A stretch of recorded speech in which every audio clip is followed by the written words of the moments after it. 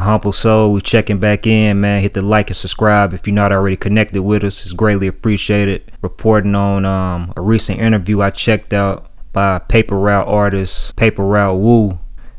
He breaks his silence and shares his opinion on the recent trial, a straight drop. Justin Johnson, one of the people who, has been convicted for killing young Dolph. Young Dolph was ambushed and fatally shot back in November of 2021 when he was in Memphis for, a turkey drive to help the families in need, man, out for Thanksgiving.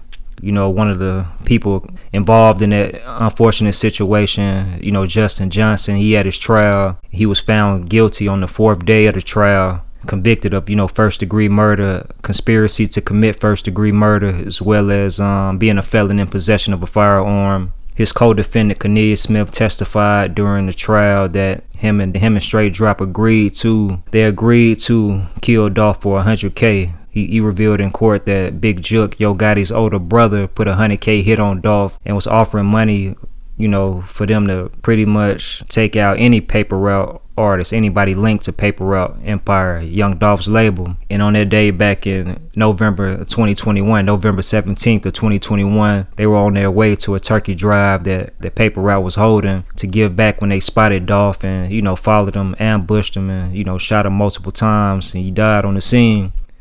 Well, Paper Route Woo, he was doing an interview with this platform called K2 Made It out there in Memphis. When he was asked about, the outcome of Justin Johnson's trial, he revealed during the conversation that, Straight Drop and his people were actually cool with Paper Route at one point in time. He was asked about the picture that's surfacing online showing Straight Drop around other PRE members while, Dolph is on stage performing. He talked about how his homie Moolah, after he passed away, I guess he's referring to J Money. He said after they passed away that it kind of, separated everything and they went one way and, PRE went another way and that everybody went their separate ways. But, man, he pretty much said that he had watched the trial. He said it was interesting and that he thought that it was over pretty much the first day when the information came out, when Kenneth Smith testified and said that Big Jook put a $100K hit on Dolph, that he had agreed to do it with Justin Johnson and all of that. And he said he also thought that the trial was over with the 3rd day when the phone records came out, Straight Drop communicating with Big Jook, etc., man. But he said that, he didn't wish jail on anybody, that's not a place for a man. But when you do stuff sloppy, and make dumb decisions, that's the outcome a lot of times. So, and he also spoke on them, being headed towards the turkey drive to catch anybody from PRE when they saw Dolph, And he pretty much said that, they could have tried what they wanted to try, but it was choppers on deck. In so many words that they would have been prepared, for whatever would have occurred, man. But yeah, he revealed also, man, that he still cries a lot and he's still grieving from the loss of Dolph because that was his real homie. It wasn't somebody who he met through music, that they actually came from the same area, Paper Route Woo. He's out of South Memphis as well, just like Dolph. He came up in Magnolia, and the Magnolia neighborhood, as well as Castalia, which is the home of Dolph. Dolph represented Castalia. So, he saw how Dolph blossomed and grew into what he became, an independent rap star, and provided opportunities for a lot of people. Him being one of them, And he said that, he still hurts behind it. He still cries a lot, but it is what it is. He also touched on Kenneth Smith, man, revealing that he only received $800 throughout everything. During his testimony and trial, Kenneth Smith had talked about how he received $500 at one time, then $300 another time, But he was originally supposed to get $40K or $50K, but give, 10 of that to Hernandez Govan, same with Straight Drop. But Paper Route Woo, he touched on how you got to really pay attention during the trial and how it came out that Kenneth Smith's lawyer was paid $50K on behalf of CMG, so he actually got the paper, but he didn't get it in hand, but he got, his legal representation taken care of. He also spoke on Rollo, man, how, Atlanta rapper Rollo, he's been pretty vocal about this whole Young Dolph case. He was close to Young Dolph prior to his murder. Y'all telling me my boy done got killed for $800? A real nigga? Do y'all know his motherfucking kids gotta see this shit for the rest of their motherfucking life? Nah, y'all got me fucked up, and I don't be really listening to people. I don't be caring about what no motherfucking body gotta say, because at the end of the day, no nigga ain't gonna pay your bills. Nobody ain't gonna send you shit while you down and you need them.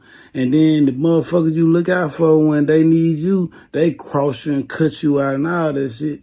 So really opinions, that shit don't really be meaning much to me unless it's just a real solid nigga that's trying to talk to me. And that shit is rare. So, y'all can get your I Hate Rollo tribe together and keep going on and on and on. I don't give a fuck about none of that. I love Dolph. He one of them niggas that looked out for my family while I was fuck. He talked about, Rollo being vocal and outspoken about the situation and clowning the killers, man, and clowning Big Jook, saying he's smoking Big Jook packs. He had Big Jook packs for sale, just being disrespectful towards the dead. Paper Route Wu said that, Dolph was Rollo's real homie and that Rollo was cool with Paper Route as a whole. So he understood that he was just expressing his emotions and just hurt, by the loss of young Dolph. But something key to point out is his information, is the advice he shared to the youth. He encouraged them to stay in school and not to try to become a killer, was glorified, because it's not all it's glamorized to be, especially when you get caught up in situations like Straight Drop and Kennedy Smith. He said, it's all fun and games until the law get involved and you want to, take a plea or rewind time. But he was like, who really wants to be locked up in a storage unit surrounded by men all day when you can be out here free, living your life, going where you want to go, eating what you want to eat, dating who you want to date, you know what I mean? Just enjoying life on your own terms versus having to live on somebody else's terms, behind bars in a cell surrounded by your own gender every day, He also said that, Straight Drop should have just took a plea too, that he shouldn't have took it to trial if he knew that he wasn't going to talk, he wasn't going to testify, because it was no way he was really going to beat that case. You know what I'm saying? But I just thought that was interesting to point out, man. Paper Route Wu, he broke his silence and shared his opinion on the outcome of Straight Drop's trial and him being convicted for murdering Dolph and getting sentenced to life in prison and all of that. But check it in, man. AHumbleSoul. If you're not already subscribed to the channel, hit the button ASAP. It's greatly appreciated. Until next time, I'm going to holler at y'all. 100.